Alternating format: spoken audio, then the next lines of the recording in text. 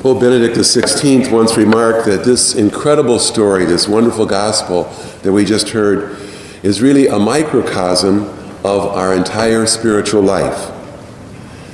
There's sort of like a trajectory, hopefully, to our life. So the man is born blind. So we start out blind. We call that original sin.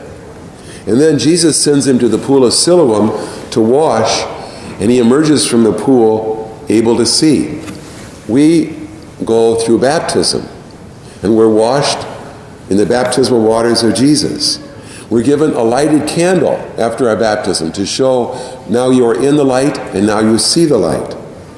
And that sin is washed away.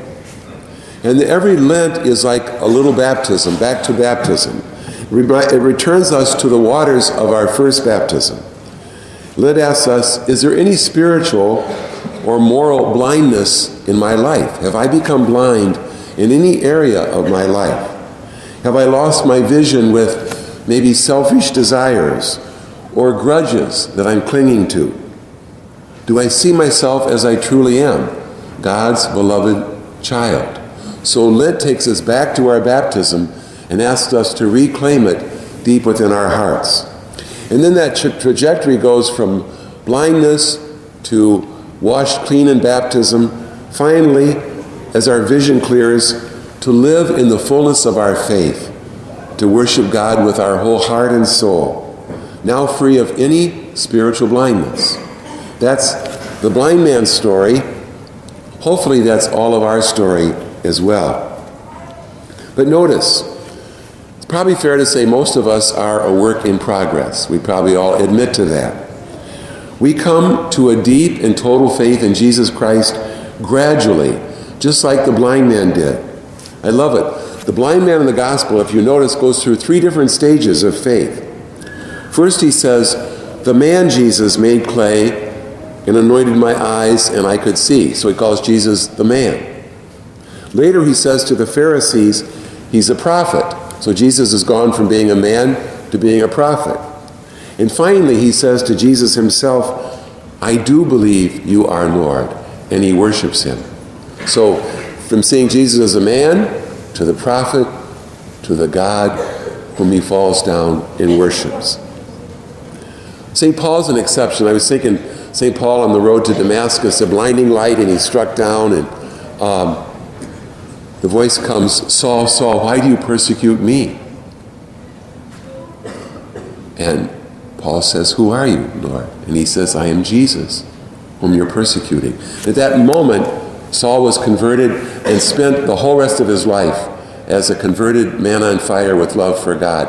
Most of us don't have that same story. Most of us are more like the blind man. We gradually complete the journey of faith. We're raised, most of us, with faith in our homes. We see the faith of our parents. And we may fall away from that faith for a time. It's not unusual. And then we return to the faith, but it's not the same as before. Now it's no longer our parents' faith. Now it's our faith. It's we who believe. But still, God is not done with us, because if we cooperate with him, he's going to draw us deeper and deeper into faith, into love and surrender to him, to his will for our life, during the entire course of our life. Faith is not static. It's not all wrapped up. Rather, it's a wonderful, lifelong journey, deeper and deeper into those waters of belief and trust in our Lord. Finally, as all of our scriptures make clear today, it is true to say that sin is a kind of blindness. It prevents us from seeing the truth about Christ, from seeing the truth about ourselves, from seeing the truth about the people around us. You've heard we speak of being blinded by anger, or blinded by lust, or blinded by pride. And that's well said, because it's really true. Sin is indeed a kind of blindness. Darkness does not like the light. Darkness does not like light. And Jesus is the enemy of darkness. He says, I am the light of the world. He wants us to expose the works of darkness in our life, to bring them into the light, bring them into the light. Lent is especially the season of God's mercy, where we are bringing into the light in a good confession any darkness in us. I was thinking this morning, 1,000 times I've been privileged to see people bring what they had kept, sometimes for years, in darkness into the light, in a good, honest confession. And the relief is almost palpable. It's like a huge weight has just been taken off their shoulders. We're not supposed to carry this. God doesn't mean that we would carry the works of darkness on our shoulder.